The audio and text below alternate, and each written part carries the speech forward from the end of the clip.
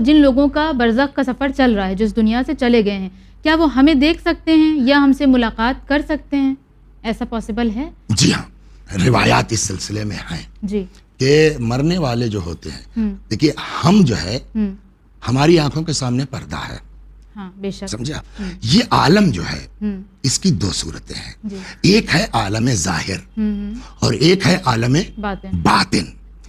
عالم ظاہر کو دیکھنے کے لیے یہ آنکھیں ہیں، لیکن عالم باطن ہماری یہ آنکھیں نہیں دیکھ سکتی ہیں۔ بقول امام صادق سلام اللہ علیہ کے فرماتے ہیں کہ اللہ نے ہر شخص کو 4 آنکھیں دی ہیں، اچھا، 2 اس کے چہرے پر ہے، 2 اس کے سینے پر ہے، دل پر ہے۔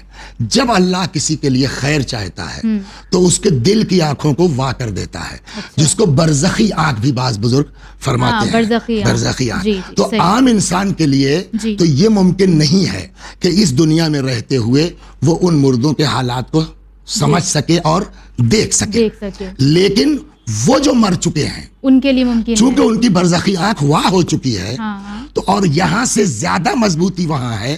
بہت سی چیزیں ہیں جو اس دنیا میں رہتے ہوئے ہماری سمجھ میں نہیں آتی ہیں، مرنے کے بعد آنکھوں سے پردہ ہٹ جاتا ہے تو وہ کچھ زیادہ قوی ہو جاتے ہیں، تو بالکل وہ اس دنیا کو دیکھ بھی سکتے ہیں، اپنے اعزاء اور رشتہ داروں سے مل بھی سکتے ہیں، اپنی قبروں سے ان کا ایک طریقے سے ناتا بھی رہتا ہے۔ بلکہ روایت یہاں تک کہتی ہے کہ جب انسان اپنے کسی عزیز کی قبر پر جاتا ہے، کچھ فاتحہ پڑھتا ہے، درود پڑھتا ہے، قرآن پڑھتا ہے، تو روحیں خوش ہوتی ہیں اور مانوس ہوتی ہیں۔ اور یہی نہیں کہ مانوس ہوتی ہے، جب آدمی جانے لگتا ہے تو روحوں کو مایوسی ہوتی ہے، تکلیف ہوتی ہے، یار تھوڑی دیر تک بیٹا اور بیٹھتے، تمہارے آنے سے میرا دل لگ گیا ہے۔ تو ہم دیکھ لیں کوئی ضروری نہیں ہے، لیکن وہ یقیناً دیکھ سکتے ہیں۔ ہاں، اس دنیا میں رہتے ہوئے جنرلی بات نہیں ہو سکتی، مگر بسا اوقات جو بہت بلند افراد ہیں ان کی برزخی آنکھ واہ ہو سکتی ہے، وہ دیکھ سکتے ہیں۔ میں اس سلسلے میں بس ایک داستان آپ کو سناتا ہوں۔ میں اس بزرگ عالم کا نام میرے ذہن سے نکل گیا ہے، وہ بہت پریشان اور غربت کے عالم میں ان کا وقت کٹ رہا تھا، تو آخر کار وہ گھر سے کہہ کے نکلے کہ چلتا ہوں، دیکھتا ہوں، کچھ انتظام کر کے لاتا ہوں۔ تو کم از کم کچھ دیر گھر والوں کو یہ ہو جائے کہیں کچھ لینے کے لیے، اب کہاں جائیں، جیب میں پیسے تو ہیں نہیں، تو وہ اچانک جو ہے وہ قبرستان میں چلے گئے۔ اب جب قبرستان میں پہنچے تو انہوں نے اچانک کیا دیکھا کہ ایک جنازہ آیا، یہ بھی ہو لیے۔ تب تک کسی نے کہا بھیا ذرا صاحب قبر میں اتر جائیے جنازے کے۔ اب یہ قبر میں اترے، تو اب جو قبر میں اترے تو ان کی برزخی آنکھ واہ ہو گئی۔ اچانک کیا دیکھتے ہیں، بہت بہترین باغ ہے اور وہاں ایک آدمی جو ہے وہ باقاعدہ جو ہے وہ بڑے شان سے بیٹھا ہوا ہے اور لوگ اس سے خوش آمدید کر رہے ہیں، اور بھائی کیا حال ہے، فلاں کیسے تھے، فلاں کیسے تھے، سب خیریت ویریت پوچھ رہے ہیں۔ میں پہنچا تو ایسے کہنے کیسے ہیں مولانا، آپ پہچانا آپ نے ہم کو؟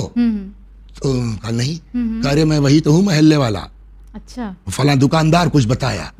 کہ تمہارا اتنا مرتبہ؟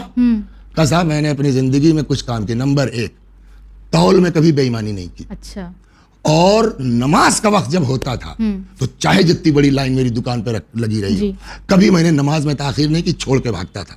اس کی بنا کے اوپر آج میرا یہ مرتبہ ہے۔ آپ کیسے ادھر کرنے گئے؟ ایسے ہی آئے تھے، بڑا پریشانی۔ کہنا اچھا تو آپ ایسا کیجئے کہ تو کچھ لیتے جائیے گھر والوں کے لیے۔ تو وہی مردہ تھا تازہ، اس نے صاحب ایک تھیلی ان کو دے دی چاول کی، لیتے جائیے گھر۔ اب صاحب اچانک دیکھا وہ قبر میں کھڑے، مردہ ہے، ہاتھ میں ایک تھیلی چاول کی۔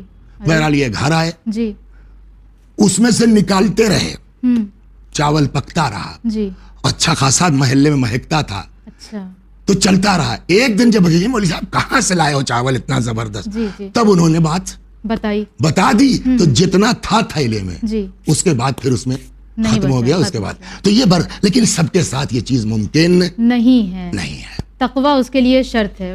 ہاں بالکل۔